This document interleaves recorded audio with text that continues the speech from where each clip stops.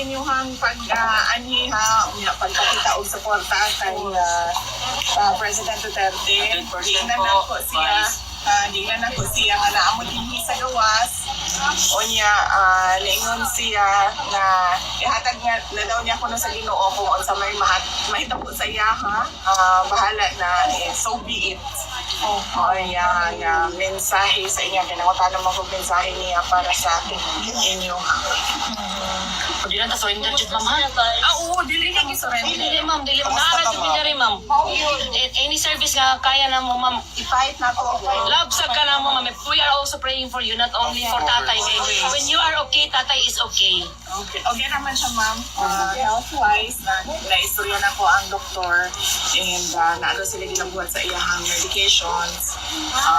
Dili na daw po kinahanglan ihatag dito sa sulod ang medication kaya sila ra kuno ang kalit sa mga tambal. Onya, ang ihalang isang kaon gihapon, wa gihapon gana lagi mo kaon, so nangayo ko og gatas o prutas available man po na sa iyaha ang gatas o prutas. Okay raman siya, hindi siya problema ma'am, ako po okay ra po ko. Okay na lang kay ganahan mo mo. Ma'am. Ma'am from Iceland. Kamusta ka ba? God bless you. Just visit there, mom. I will tour you around. Yes. Ma'am, Lord, oh. Ma'am, pasensya na ka mo ma'am. Magpabagat lang dito naman. Pagkaksa o kausa ng kausa. Ma'am. Oh, this is my house. Sino na ma'am? Oo. Pwede kita magpapicture? Yes ma'am. Madali lang. Relax lang sa to, guys. Kasi Okay. maayong Ma'am Inday, di ka pa po Hawaii, Ma'am Inday. Sorry. Asa magkwalimutin mo ko? Hindi mo ko na makita po pag ilang na. Nagaroon tayo Davao, ma'am. Ma'am, kamusta Pero ka, may ma'am? marado, ma'am. Andain, nakita na sa. Ma'am, kamusta ka, ma'am? Karon sa imo, ma'am. Okay ra ba ka? okay naman ko, wala mong problema. Ayaw mo kaguhay sa ako ha. Preman mi sa imo, ma'am. Tulong sa to. Premi, premi. Ibabalo mo sa walay sa dito. Ang tawag sa Lag ka sa Cebu, ma'am. Lag ka na mo mga Cebuano, ma'am. Fresh. Davao, taga-Northern Ireland. Ma'am, pwede ba may mangutana, ma'am? We heard from Attorney Kaufman na nakompleto na daw kuno ang iyang mga legal team. Na daw kuno isa ka Pilipino. Are you confident na madaog na to ni atong kaso para sa atong former president? Siya na lang siguro ay mga pamatanong Very simple. So kay siya man ang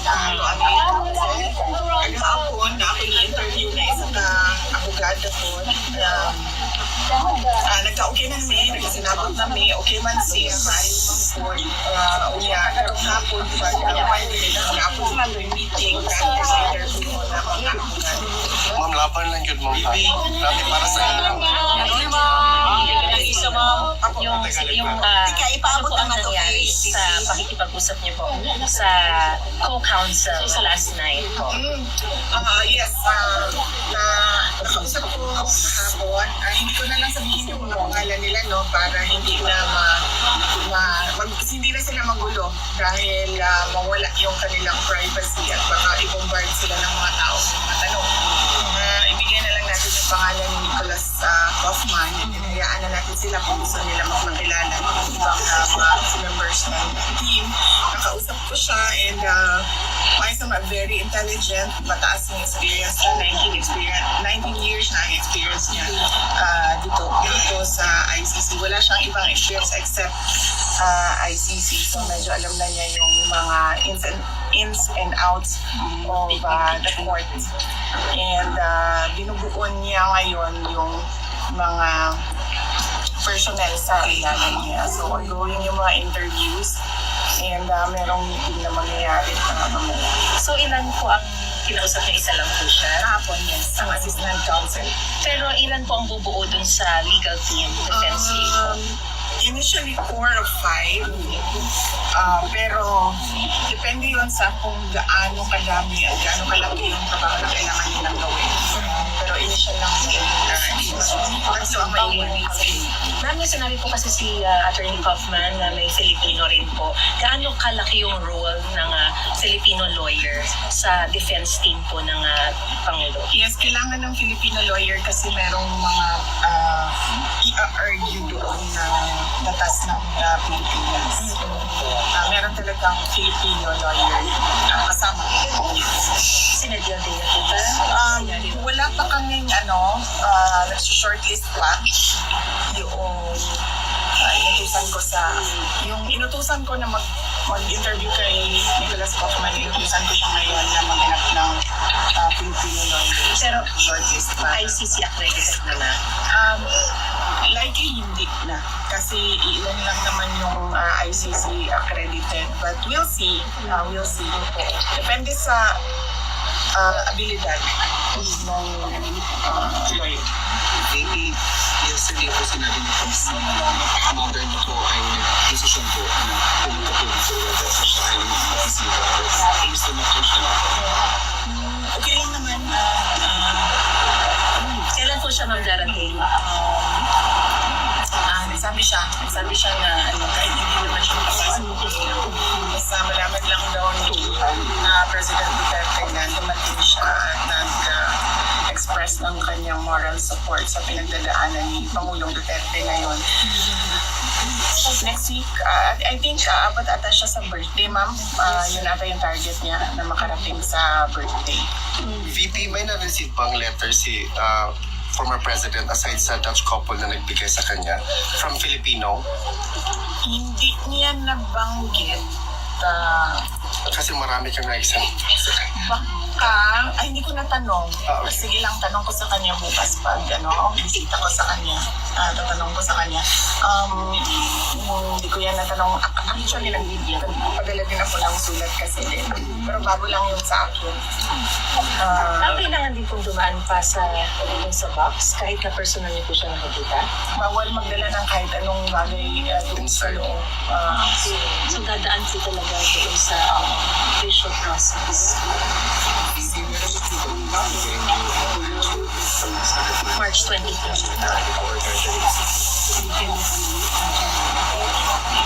Ang time is 11 a.m. No? Yes, ma'am. Oo, ang time is 11 a.m. Ang venue is The Hague. Hindi ko lang alam saan exactly sa The Hague yung gathering. Yes, ma'am. Maliit lang naman ata. Ina-announce naman, ma'am. Kaya lang, 6,000 lang time, tayo. secret muna. That's Hindi namin inano kasi kami yung kasali kami sa pag-organize, ma'am. Sa atin. Paparang Pero tahig lang naman. yeah.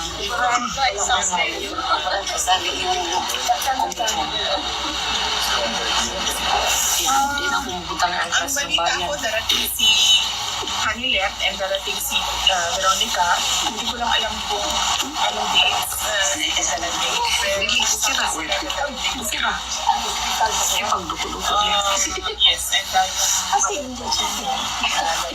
siguro on the day of the birthday ata. Hindi ko pa nakita noon.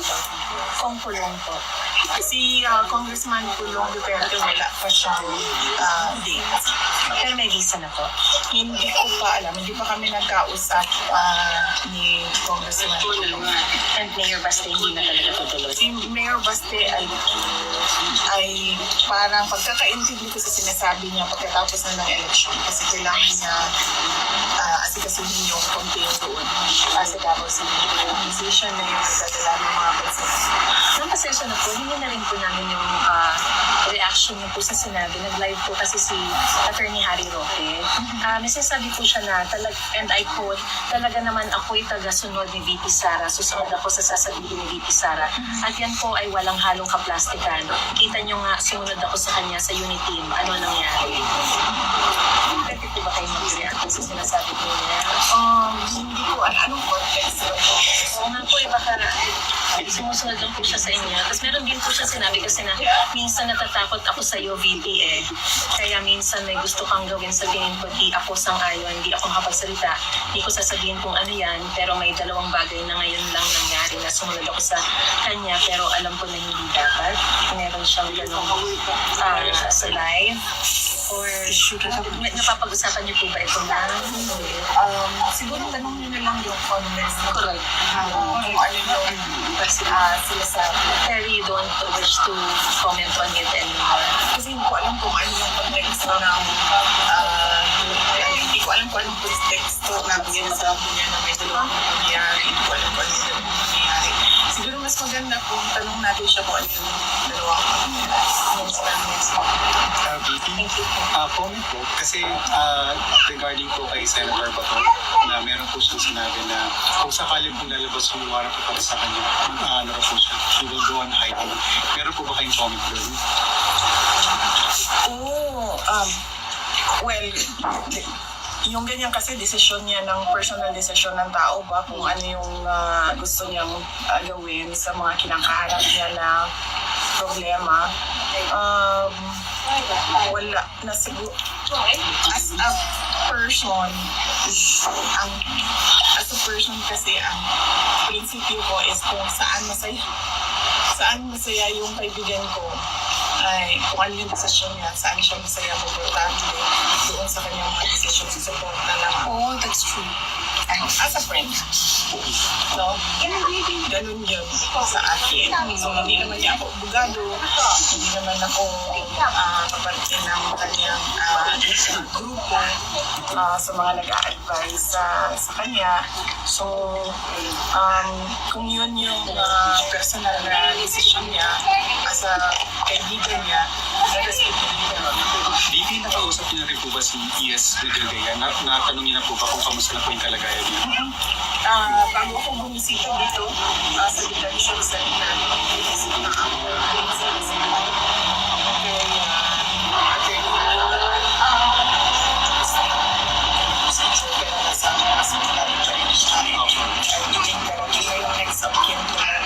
so that is one less worry sa akin. Mag-asikaso sa mga. Ano po yung procedure? Yung po ba yung paglalagay na stand down? Kung sabi, hindi ko alam kung sinabi na niya is. Tanong na lang natin si Vidaldea ano yung procedure. Ma'am, nakausap din po namin si Senator Robin kasi ang nabanggit po ni Senator ay may bilin daw po palagi si E.S. Vidaldea kasi kahit daw po nakapag-file na siya, kahit daw po nandun sa hospital, ang una pa rin daw po nang inisip si dating Pangulong Duterte. So, nung nakita niyo po ba si E.S. Vidaldea, meron din po siyang sinabi sa inyo na bilin? Meron po ba mga gusto ipanawasan niyo si E.S.? Meron po ba nga rin? Wala siyang bilin sa akin. Napag-usapan lang namin yung kanyang health condition. Yun lang yung successful naman dito si and then kung ano yung mga advice. Ma'am, question din po sa Pilipinas naman ma'am kasi meron po mga sorties ng PDP na meron daw po na-cancel. So meron po bang impact yung absence ninyo sa Pilipinas ma'am dun sa ongoing po na sorties ng PDP? PDP laban, sorry. Wala, kasi hindi naman ako member ng PDP. No? So, hindi ko alam yung schedule nila. So, hindi yung absence ko yung kabilang ng mga cancellations nila. Hindi ko rin alam kung bakit may cancellations.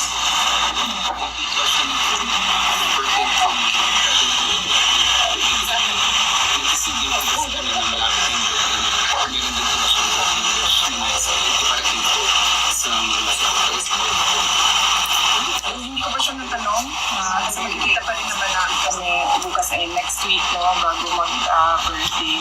Pero inulog ko na yung birthday card ko just to make sure na make sure na makaabot siya before March 28 or March 27. Tatanong ko siya kung ano yung mga thoughts niya about his birthday. Tsaka po, BP, kasi di ba first week po since ng pre-trial hearing po ni last week, di ba? So, nabanggit po ba rin niya yun sa inyo na parang ano ang kanyang mood or feeling? Kasi since 1 week since nang magpakita po siya via Zoom, live stream dun sa court. Wala naman. Kanina lang sinasabi na siya ng doktor na kung pwede ay maglakad siya more. And then, sabi ko sa kanya na baka pwede na siyang mag-request na maglakad sa labas. Yung allow sa kanila na maglakad sa labas. Sabi naman yung doktor na pwede na siya mag-request na gano'n siya. And then, sinabihan namin siya, ni-remind namin siya na kung pwede, mag-start na siya ng exercise niya. Vicky, may reaction ba si former President sa overwhelming support ng mga Pilipino all over the world sa nangyari sa kanya? Yan, sinabi lang niya that the country will get worse and worse. Sabi niya, dahil clearly daw, fractured yung governance sa ating bansa. Disgruntled yung mga tao. That's what he said. Worse and worse. Fractured governance and disgruntled.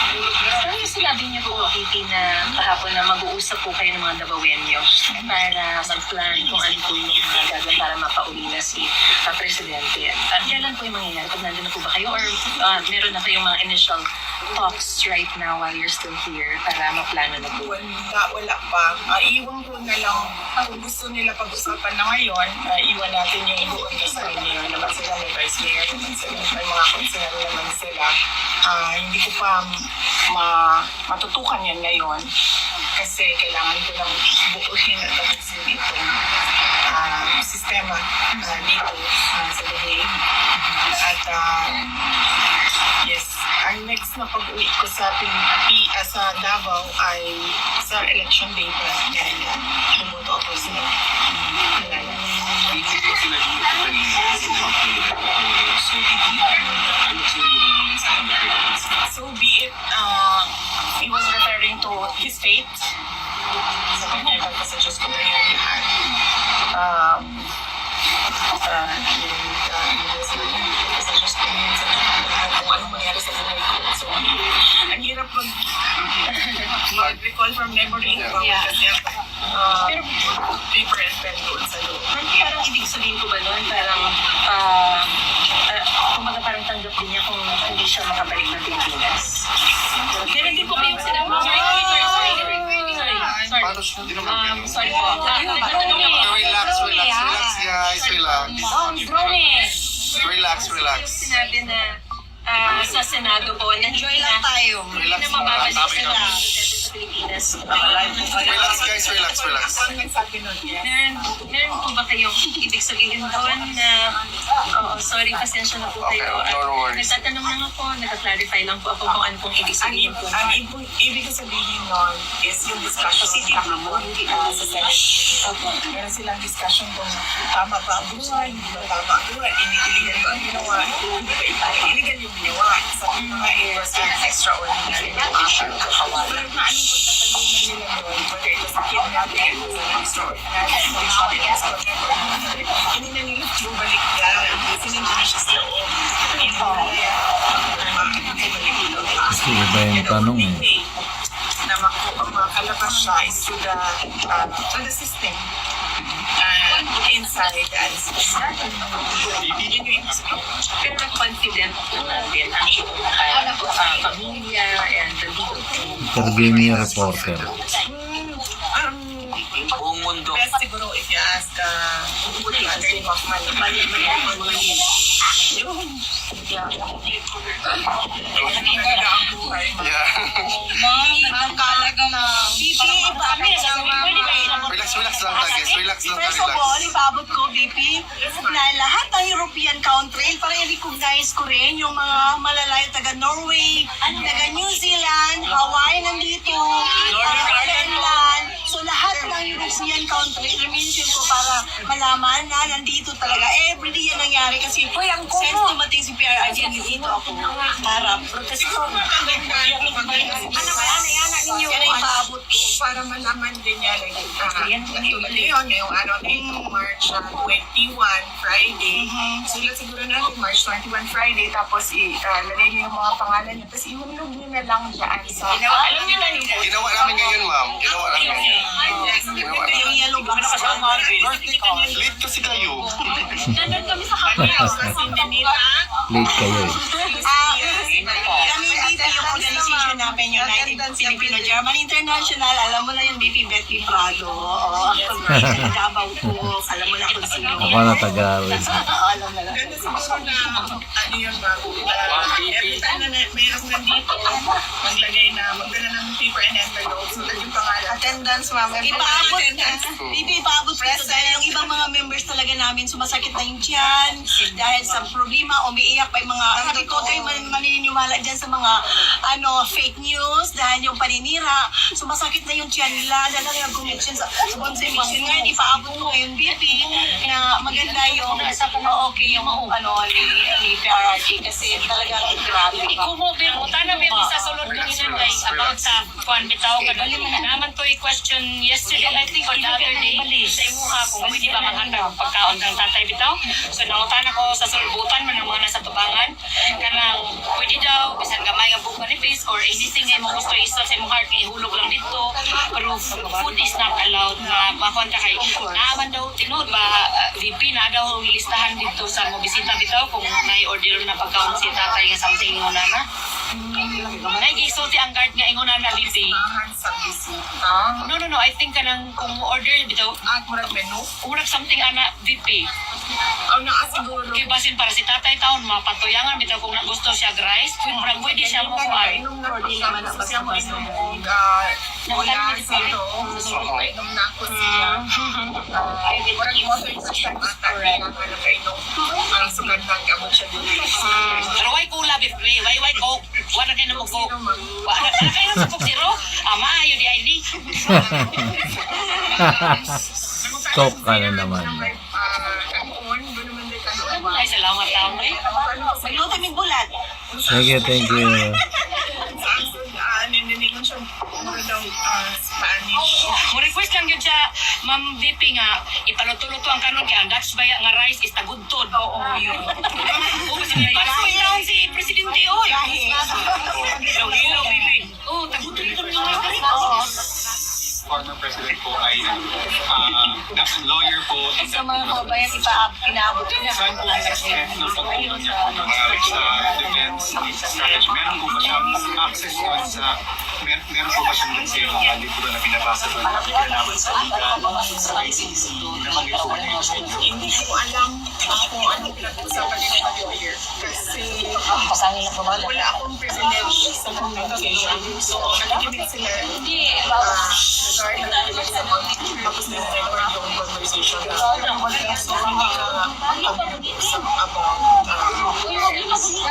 legal matters doon sa loob. Ang pwede lang makipag-usap sa kanya ng confidential legal matters is a lawyer kasi yun lang ang merong privilege for communication. So, ang All five can visit anytime kapag halimbawa buo na and they start next week. Ayan ang hindi ko alam na kailangan niya sa May sinabi rin po kasi si Attorney Hoffman that he is an excellent prosecutor. Sinabi niya maybe he can teach the courts here how to do ICC to prosecute. Well, yes. Oo, ganun naman lagi mag-isip pa si Pangulong Duterte. In relation to that, sinabi niya pala niya kanina. Sabi niya sa akin, buti na lang pinilit kita maging abogado. Dahil alam ko na na mangyayari sa akin ito. How did you feel about it? Nagpasalamat din ako sa kanya. Sinabi ko naman na yan dati pa. I think pangatlong beses na ito na yan yung great test, gratitude ko sa akin ama. Pinili niya ako maging doktor or abogado. Dalawang choices lang pinili. Kilit po ba or in-encourage po kayo? Kilit po. Hindi pa ilaga ng limang halaman kami nang nyo rin yung professional defense yun. And you appreciate it. Yun nga, yung sabi. Napapadali sa akin na naiintindihan si Nick Kaufman. Naiintindihan ko lahat ng pinag-uusapan nila. Hindi ako nawawala sa mga kailangan namin i-discuss. And then naiintindihan ko din yung proseso na kailangan gawin. So, That was the comment of Attorney Kaufman sa iyo, PV. on that point, napapadali yung pag-asikaso sa pagpapalabas sa Sa'yo, VP, anong wish niyo po para sa inyong ama sa kanyang kaarawan? labas. Kasi 80 years old na siya. Yes. And masakit yung tuhod. So, Maraming I wish him dinararamdaman. love. Hindi na siguro yan, ang dami na kasi Marami na siyang wala maapag lang, marami ng palating. comfort lang. comfort, good health, freedom. Meron po akong dalawang follow-up. Siyempre, freedom. I think he doesn't mind na nandoon siya sa loob kasi alam naman niya na ano yun, kaparte yun sinabi niya na gagawin niya, harapin niya kung ano man yun. Kaso. DP, meron po akong dalawang follow-up questions sa sinabanggit po ninyo. So, yung unang follow-up question po regarding sa communication. So, sa inyo po, pagdating po sa communications ninyo, more on kinukamusta niyo po yung kalagayan ng pagdating Pangulo. And then, kapag dating po kay Atty. Copan, legal strategies mo ang... Oh, yes. So, gusto ko lang po makonfirm yun. So sa inyo po, ang mga galing po ay mga updates sa kanya sa loob. Kung kamusta po siya, kamusta ang kalagayan niya. Tama po, ma'am. Tama. Yes, nakapag-usap kami about legal strategy in codes. Kasi nga, makikinig lahat ng sinasabi at usapan namin nire-record at na-translate at sinusunod sa word. So, usap kami in codes in Bisaya. Tsaka, ma'am, maglalakas loob rin po akong tanongin. Kasi nabanggit po ninyo na nagpapasalamat po kayo na sinunod po ninyo yung pagpilit po ng dating Pangulo sa inyo na maging abogado. Magbabalik lang po ako dun sa 2022 election kasi alam na nabalitaan naman po namin na ang inyong ama po ay ayaw po niya kayong patakboy ng VP. Meron po, ngayon po na nangyari sa kanya po ito na nandito na po siya sa ICC. Hindi po ba ay kumbaga parang yung desisyon niya ay parang sinabi niya sa inyo na advice ay pinagsisiyan po ba ninyo? Pinagsisiyan ba ninyo yung ma'am? Hindi, wala naman siya sinabi sa akin na butang kong pumipili. Wala siyang sinabing gano'n. At ang sinabi lang niya is huwag kang tumakbong president. Wala siyang sinabi huwag kang tumakbong VP. Sinabihan siya na tatakbo ng VP. Sabi niya, hindi na masasali dyan. VP, do you have a message to all the Filipinos na sumusuporta sa iyo, sa former president? Kasi sobrang mahal-mahal ng mga Pilipino ang mga Duterte, lalo na ikaw. Do you have a... Oo, napakalaki ng pasalamat ko na nandyan yung taong bayan. Dahil na napapaabot namin ang aming mensahe at napapaintindi namin sa lahat kung ano yung mensahe sa pamamagitan ninyong lahat. Kasi lahat na yun nasa social media na so napapalabas na yung mensahe namin. Napakalaking tulong nun. At marami ang nagdadasal, napakalaking tulong din ng dasal. The powers of prayers cannot be discounted, especially in times of hardship. And then, nagpapasalamat din ako dahil, syempre, alam niyo yung pinagdaanan nung paninira sa pangalan ko hindi yung sa Duterte, but yung sa paninira nila sa pangalan ko sa Duterte. Pero nandiyan pa rin yung tiwala at kumpiyansa ng mga tao sa akin na naiintindihan nila na hindi totoo yan at paninira lang yan and of course political lang. This is all about, as I said, 2023 presidential. And we will be there to support you, VP. Should you decide to run for president? Yan yung talaga. Politika, ang daming tao na gusto mag-pangulo. Dami nila. Ikaw lang ang deserving VP. The world is waiting for you. Yes, ang dagan kang dili na mo, support kami dahil pero mag-angkod dyan bigyan mo dagan kung dahil.